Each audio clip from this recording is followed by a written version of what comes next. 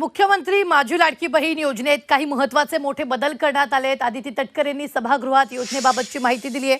आता ज्यांच्याकडे पिवळं आणि केशरी रेशन कार्ड असेल त्यांच्या उत्पन्नाच्या दाखल्याची अट शिथिल करण्यात आली आहे। तसंच 21 ते 65 वयोगटातील प्रत्येकी एका कुटुंबातील अविवाहित महिलेलाही या योजनेचा लाभ मिळणार आहे। त्याचबरोबर महत्त्वाचं म्हणजे एखाद्या परराज्यातील स्त्रीचा महाराष्ट्राचा रहिवासी असलेल्या पुरुषाशी विवाह झाल्यास ती महिलाही या योजनेची लाभार्थी ठरणार आहे। तर योजनेत काय नेमके बदल झालेत पाहूयात ग्राफिकच्या माध्यमातून।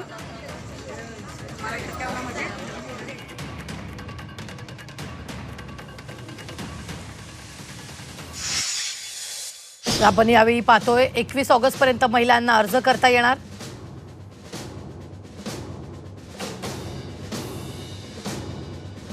ऑगस्ट मध्ये अर्ज केला तरी 1 जुलै पासून अनुदान।